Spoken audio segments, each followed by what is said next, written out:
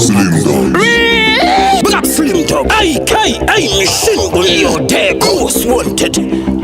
Mafana to the fullest. Tesisuta kutochikira nzvazi dzingatoti tize dzakananga kumuzanzi badini wese ari kutsvaga chipanzi marare saionere mugirazi pangazoona kuti utsinye nyenge yamatulet ndatombogaya kutiwe matakishopu nemavhenda varapfumuna zuwa wani pangazoona kuti utsinye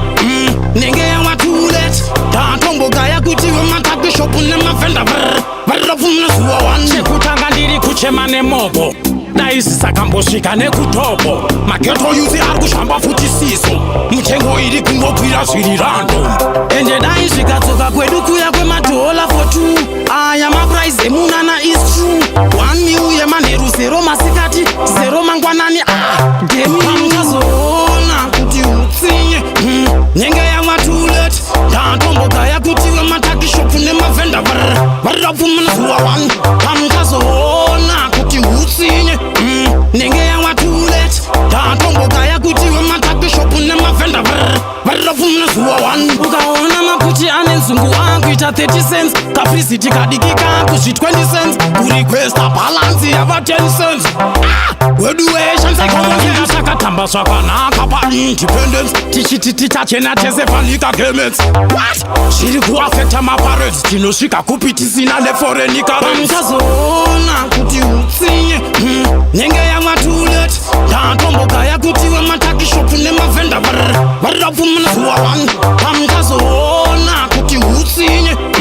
nyenge yamatulet ndatombogaya kutiwe matakishopu nemavhenda varapfumuna zuwa 1 chekutanga ndiri kuchema nemobo dai zvisakambosvika nekutopo mageto yuzi ari kushamba futi siso mutengo iri kungokwira zviri random ende dai zvikadzoka kwedu kuya kwemadhola for 2 aya mapuraizi emunana is true 1 miuye manheru 0 masikati 0 mangwanani demi pangazoona kuti utsinye nyenge yamatulet ndatombogaya kutiwe matakishopu nemavhenda varapfumuna zuwa 1 pangazoona kuti utsinye nyenge yamatulet ndatombogaya kutiwe matakishopu nemavhenda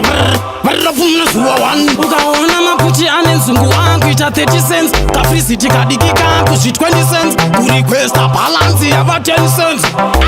wedu weshansekomoea takatamba zvakanaka paindependence tichiti tichachena tese panika gamets zviri kuafekta maparets tinosvika kupi tisina neforenika pangazoona kuti utsinye nyenge yamatulet ndatombogaya kutiwe matakishopu nemavhenda varapfumuna zuwa 1